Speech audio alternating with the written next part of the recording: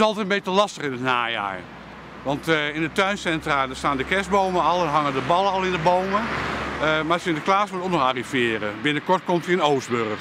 Wij zijn nieuwsgierig hoe Sinterklaas in Oostburg leeft. De zak van Sinterklaas, Sinterklaas, Sinterklaas. De zak van Sinterklaas, oh jongens, jongens, wat een baas. Daar stond hij, daar stond hij, daar stond hij, hij kan zien. De hele. In september dan inderdaad peperbolletjes, een zakje, er is een staafje en er is een stukje gevulde speculaas. En later zijn we pas poppetjes gaan maken, chocola en borstplaatjes. Maar dat blijven we niet maken, want als die poppetjes op een gegeven moment op zijn, want de mensen kopen toch van tevoren al wat iedere keer. Dan nemen ze iedere keer 2 poppetjes mee en dan nog eens een keer een dingetje of een speculaasje bij de koffie. Dus alhoewel een speculaasje bij de koffie, dat kan een heel jaar door. Ja. Dat is niet, maar echt een stukje gevulde speculaas, dat gaat nu heel hard, omdat de mensen het gewoon al hartstikke lekker vinden.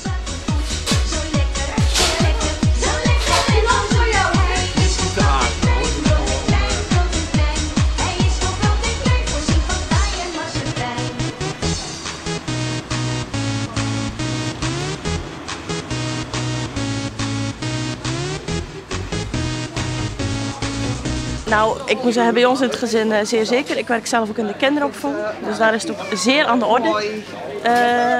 In talrij zaken. Dus ik moet zeggen, de beleving is er zeker. Bij ons thuis begint het nu langzaam weer al een beetje te komen. Het komt natuurlijk dichterbij en het is in de winkels weer al te zien en op televisie.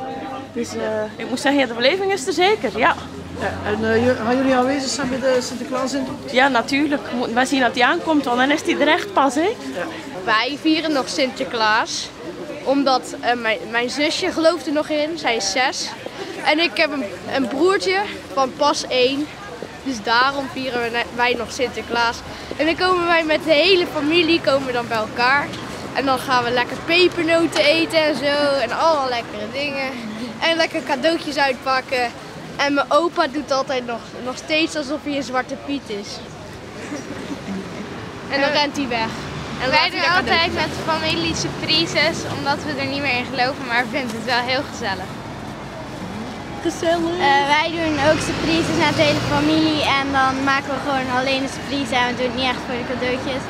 En met mijn oma doen wij altijd nog pakjesavond, ook al zijn wij, ja, we geloven er allemaal niet meer in, maar het is gewoon gezellig. Wij doen ook surprises, maar dan gewoon met het gezin. En met de andere familie zijn allemaal nog jong. Dus daar doen we gewoon pakjesavond. En wat doe jij? Ik heb Vertel eens een klein wat. broertje van 6 die gelooft er nog in, dus doen wij ook pakjesavond.